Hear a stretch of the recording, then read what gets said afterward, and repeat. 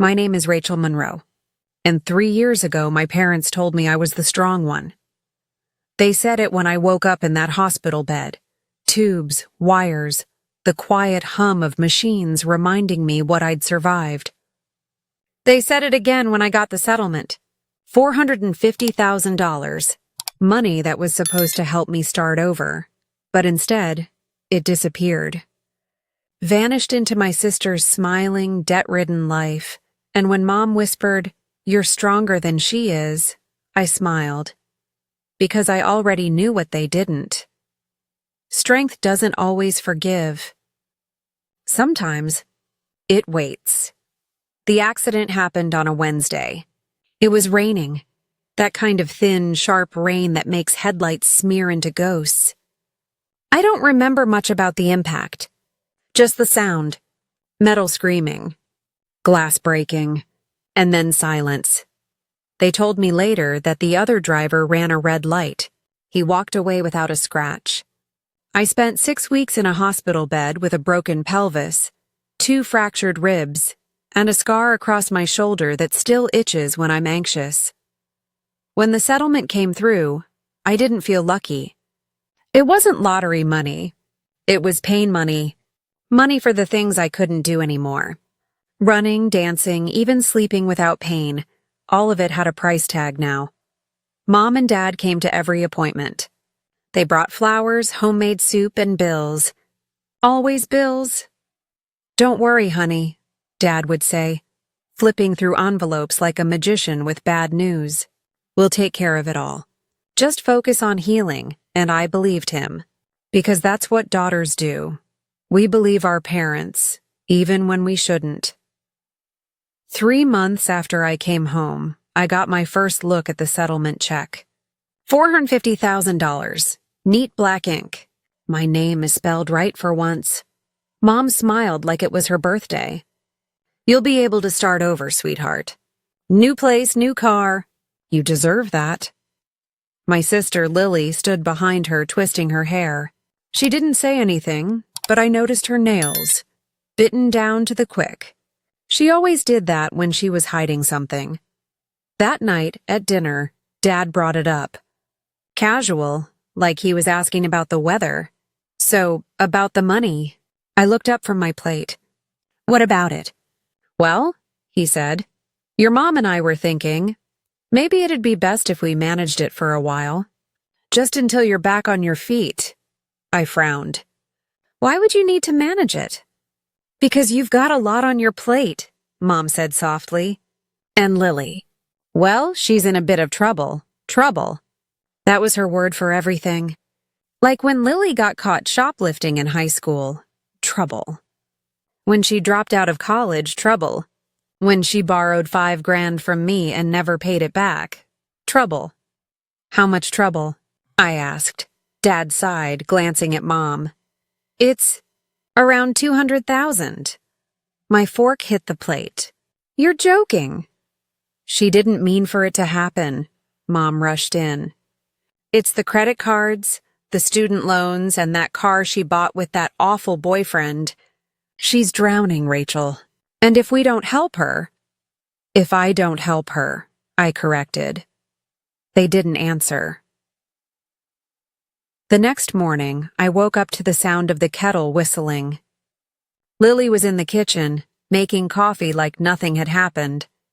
Her hair was perfect, her smile rehearsed.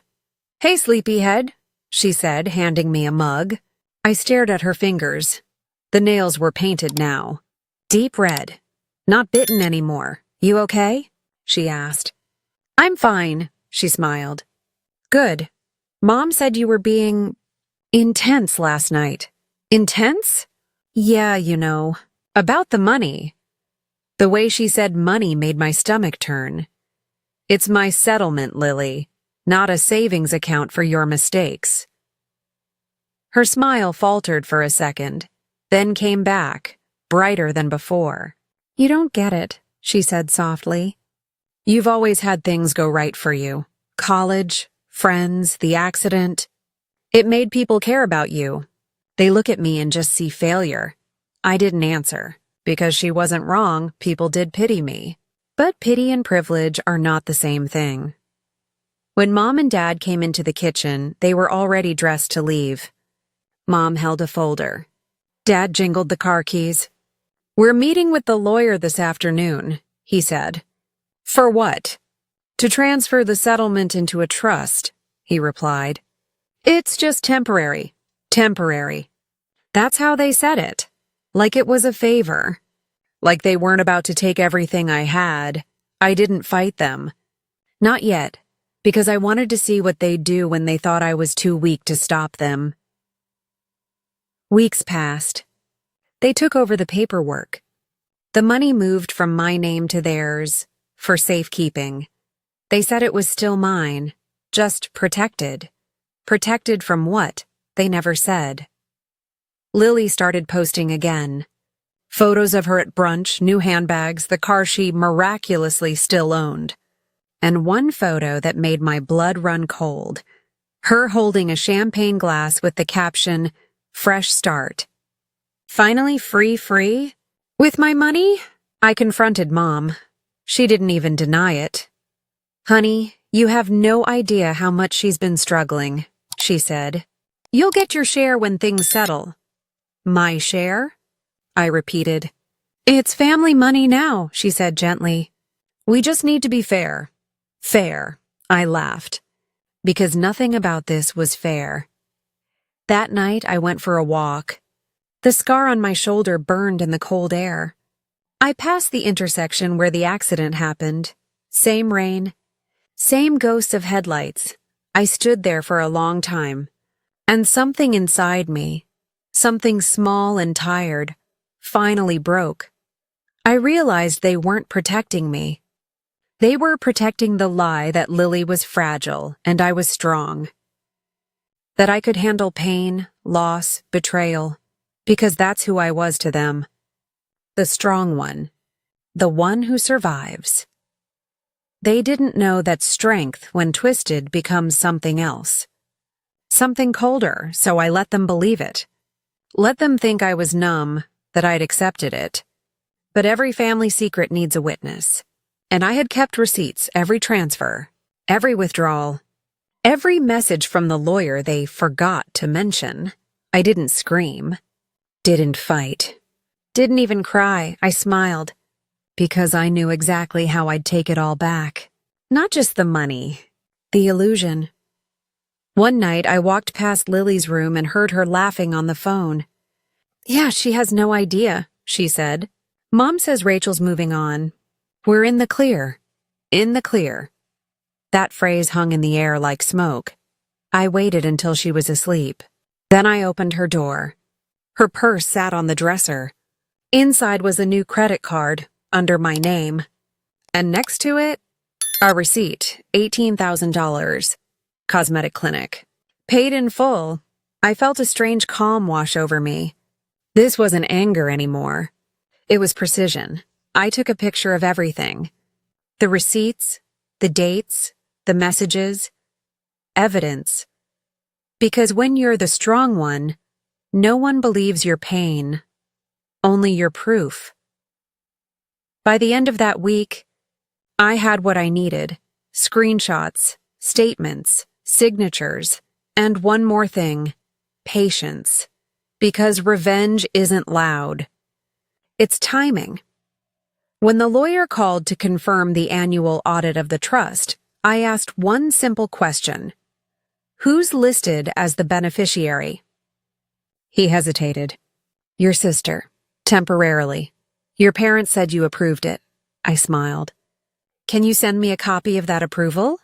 "Of course," he said. And he did. The document arrived 2 days later. Forged signature. Mine. That was the moment the plan began to take shape. Quiet, methodical, beautiful in its inevitability. But I didn't act right away. Because the best revenge stories don't start with rage. They start with patience. And end with silence. The next morning, I brought Mom breakfast. Her favorite, black coffee and buttered toast. She looked surprised. "You're in a good mood," she said. "I've been thinking," I replied. Maybe it's time to let go. Move on. Her eyes softened. I knew you'd understand. You've always been our strong one. I smiled again. Yeah, I am. She didn't notice the flash drive in my pocket, the one labeled trustfraud.pdf. I set the tray down, kissed her on the cheek, and walked away. Not angry, not broken, just certain, because in families like mine, love isn't given, it's tested. And this time, they were about to fail. The first time I realized how deep the betrayal went wasn't a Tuesday morning. Lily had just left for work, if you could call brunch with her influencer friends work. Mom was on the phone, pacing the kitchen like she always did when she was hiding something. Yes, the transfer went through, she whispered. No, she doesn't suspect a thing. A pause. A laugh. Then she noticed me standing in the doorway. Oh, Rachel! I was just, talking to the insurance company. I smiled. Of course, Mom. That was the moment I knew. They didn't see me anymore. Not as a daughter.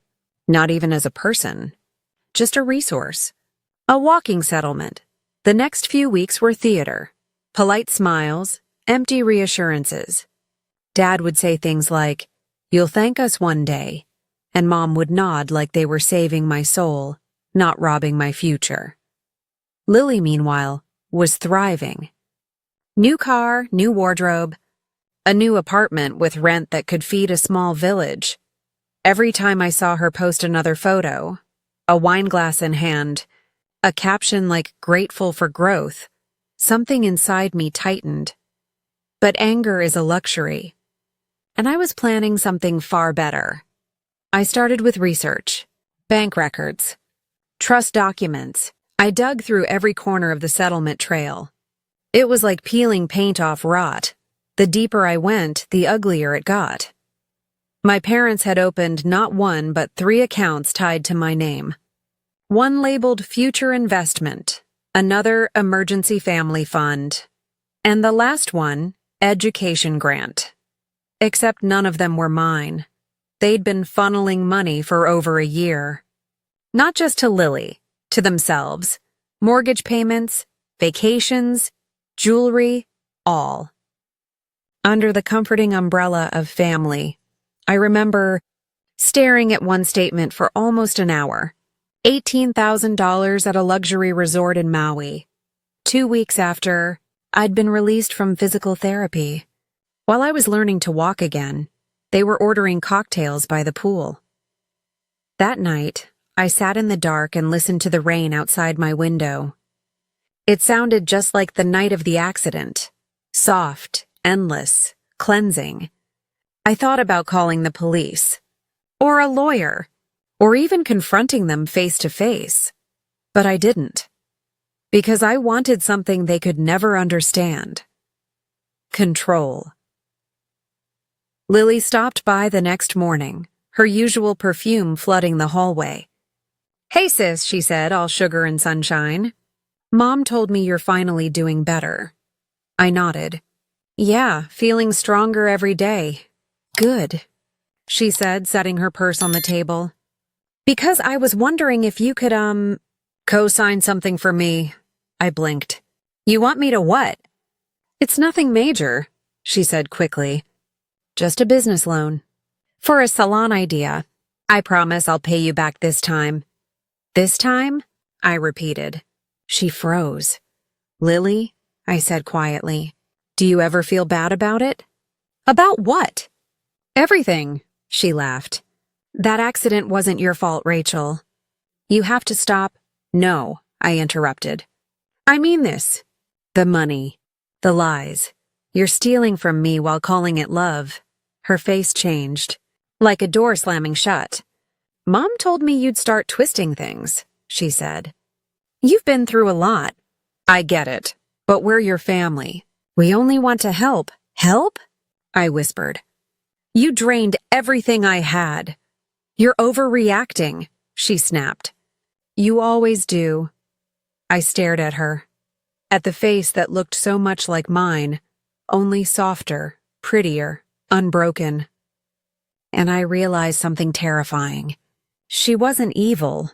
She was entitled. She believed every word she said.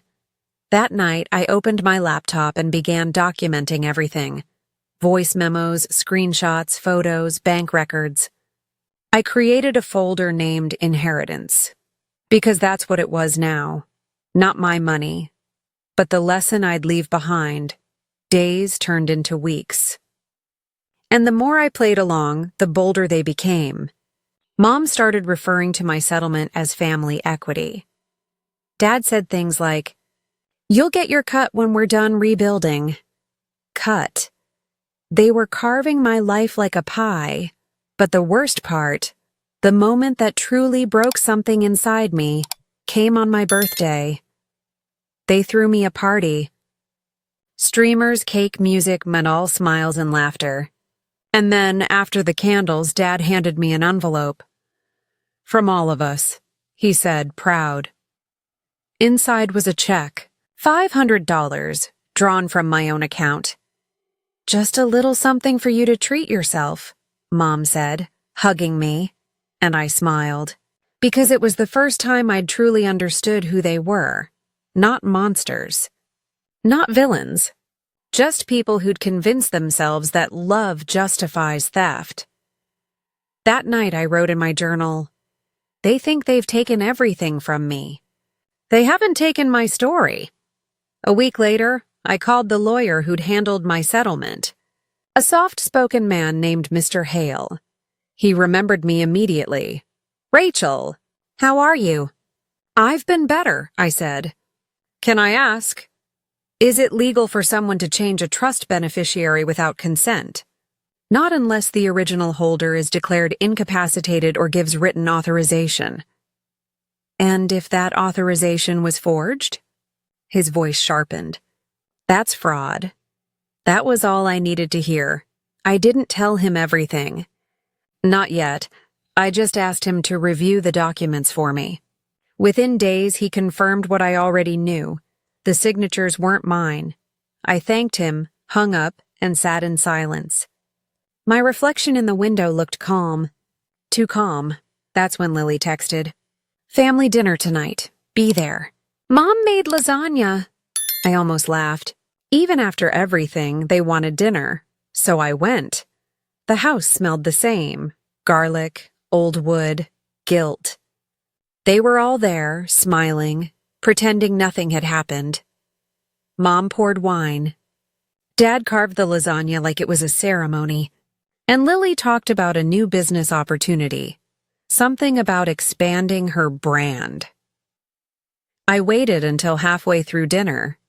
Then I said quietly, "Mr. Hale called me today." Forks froze mid-air. Mom blinked. "Oh? What about?" "He found some inconsistencies," I said. "In the trust. In the signatures." Dad's voice went tight. "Rachel, you don't need to worry about that. We handled everything by the book." "I know," I said. "I've seen the book. You forged my name on it, silence. The kind that eats sound." Lily set down her glass. "Rachel, please. Don't do this." "Do what?" "Turn this into drama," she said, her voice trembling. "You're not well," I laughed. It wasn't a happy laugh. It was the kind that comes after too many lies. "I'm not well," I said, "because I found out my family stole $500,000 from me?" Dad slammed his hand on the table. "That money saved this family?" "No," I said, standing. "It destroyed it," Mom's voice cracked. "Rachel, please." "You don't understand." "I understand perfectly," I said. "You wanted me to be strong. So I am, just not for you anymore." I walked out. The cold air hit me like a baptism. Clean, sharp, final. I didn't go home. I went straight to the police station, then to the bank, then to the lawyer. By morning, the wheels were turning. Investigations, holds, audits. And for the first time in years, I slept without fear. But revenge, real revenge, isn't just about justice. It's about precision. It's about making them feel what they made you feel. So I waited. I didn't call. Didn't answer texts. I let them twist in the silence. Days later, Mom showed up at my apartment, tear-streaked, shaking. Rachel, what did you do? I looked at her, calm. I told the truth. They're freezing our accounts. She cried. We can't even pay the mortgage. I shrugged. Guess you'll have to be strong for once. She covered her mouth. Your father could go to jail. He should have thought of that before he stole from his daughter. Rachel, please, she whispered. Your family. No, I said. I was your excuse. She stared at me like she didn't recognize me. Maybe she didn't. Maybe the daughter she raised died the night of that crash, and this was someone else. Someone who learned strength the hard way. When she left, I closed the door slowly. The lock clicked like a heartbeat. I sat on the floor for a long time, breathing, thinking, feeling nothing and everything all at once. The next morning, Lily called. Voicemail, then another. Then another. By the fifth one, her voice cracked. Rachel, please. They're saying we could lose the house. I didn't mean for it to go this far. Please. Call me. I didn't, because some lessons can't be learned until everything else is gone, and they were just starting to learn. Revenge doesn't start with fury. It starts with clarity. I spent years believing strength meant forgiveness. Turns out, sometimes it means strategy. The morning after the police visit, I opened my laptop. My hands didn't shake. My heart didn't race. It was like I'd been preparing for this moment my whole life. Step 1 was exposure. Not rage, not shouting, truth. Because in my family, truth was the one thing we'd never handled well. I gathered everything. Bank statements, email chains, screenshots of every transfer, the fake signature, even Lily's voice memo from her phone, the one where she bragged to a friend that Rachel doesn't even check her accounts anymore. I compiled it all into a digital folder named The Strong One. Then, I did something bold. I sent it to everyone who mattered. The lawyer, the insurance company, the court that issued the original settlement, and one final copy to my parents. No note, no warning, just the truth. Within 48 hours, the calls began. Mom first, then Dad, then Lily. I didn't answer. I wanted silence to do the talking. By day 3, the world they'd built started cracking. The trust account was frozen. Their mortgage company flagged their payments. The lawyer suspended all financial activity pending investigation. And then, the local paper got wind of it. Small town. Big gossip. Headlines like, Family accused of defrauding daughter's injury settlement. It spread like fire. The same neighbors who used to praise my parents for taking such good care of their girls now whispered behind grocery aisles. Mom stopped going out. Dad's company placed him on leave. I didn't feel joy. Not yet, just balance. Lily texted me one night. You got what you wanted. Happy now? I stared at the screen, then typed back. Not yet. Because revenge isn't about destruction, it's about revelation. Making people see who they truly are when no one else is watching. So I went further. I didn't need to ruin them. I just needed to make them face themselves. I requested a full audit of the trust, legally as the original beneficiary. The process took weeks.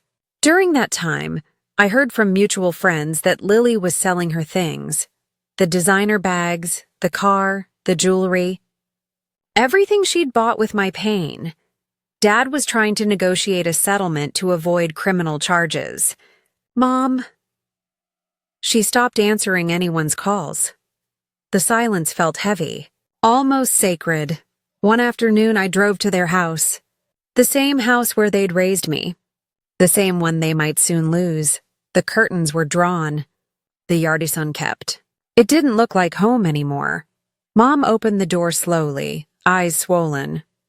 Rachel, she whispered. I just came to drop something off, I said, handing her an envelope. She hesitated. What is it? Closure. Inside were copies of every document, labeled, organized, a complete record of what they'd done. I wanted you to see how hard I had to work to get back what was already mine, I said. She looked at the papers, her hands trembling. Rachel, we made mistakes. No, I said softly. You made choices. Dad appeared behind her, older, smaller. You're destroying this family, he said. No, I replied. You did that when you decided Lily's comfort mattered more than my survival. He opened his mouth to argue, then closed it. Because there was nothing left to defend. I'm giving you both a week, I said. A week to sign everything back. The house, the cars. Whatever's left. After that, the DA takes over. Mom began to cry. Lily stepped into the doorway behind them, mascara smudged, hair tangled. Rachel, please. We can fix this. Fix what? I asked. The family, she whispered. I looked at her for a long moment. You don't fix family by stealing from it. Then I turned and walked away. The air outside felt lighter, almost forgiving. Over the next few days, the signatures arrived one by one. Property transfers, account restorations. Piece by piece, everything came back. Not all the money. Some of it was gone for good. But enough to make it right, and then I did something none of them expected. I didn't press charges. Mr. Hale called me about it. Rachel, are you sure? You have a solid case. Jail time is likely. I don't want them in jail, I said quietly. I want them to live with it, because prison has walls. But guilt? That's a sentence you serve everywhere. Months passed. I moved into a new apartment. Started therapy. Started living again. Lily tried to reach out once. A long, trembling voicemail. I miss you, she said. You were the only one who ever believed in me. I deleted it. Not out of hate. Out of peace. Mom sent a letter around Christmas. No apologies. Just a photo of the family before everything fell apart. A reminder of what once looked perfect. I didn't reply. Some things don't deserve answers. The investigation eventually closed. Officially, they called it mismanagement.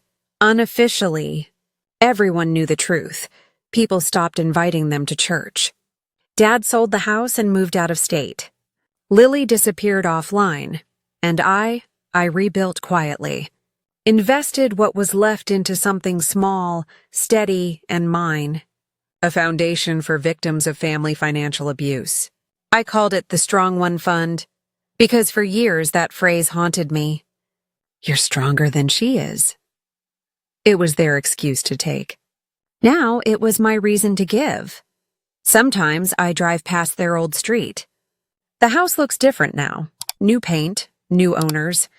But I still see ghosts there. Not of people, of trust. Of love that came with conditions. And every time I whisper the same words. I forgive you. Not because they deserve it. Because I do. Revenge in the end wasn't about making them pay. It was about reclaiming me. The woman they underestimated. The daughter they taught to survive. They thought strength meant silence. They were wrong. Strength is speaking when no one wants to hear you. It's walking away when the apology comes too late. It's looking at the people who broke you and realizing they no longer have the power to do it again. It's been a year. The scars have faded, not gone, just quieter. Some nights I still wake up hearing the crash, feeling the weight of it all. But now the silence after doesn't scare me. It feels earned. The money is back where it belongs. Most of it anyway. The rest, I consider it tuition. The price of learning what love looks like when it's real and what it becomes when it's not. Mom sends letters sometimes, short ones. Updates about how they're trying to start over. I read them, then tuck them away. Because closure isn't a door you slam. It's one you quietly walk through. Lily reached out last month. She said she's in therapy now. Said she wants to make amends. Maybe one day I'll let her. But not yet. Not until she understands that forgiveness isn't owed. It's earned. When people ask how I survived it all, I tell them the truth. I didn't. The version of me they knew didn't survive that crash, or the betrayal that came after. But something new did. Someone stronger. Someone quieter. And every morning when I look in the mirror, I remind myself, they were right about one thing. I am stronger than she is. Just not in the way they meant. Strength isn't what you carry for others. It's what you reclaim for yourself, and this time, I'm keeping it.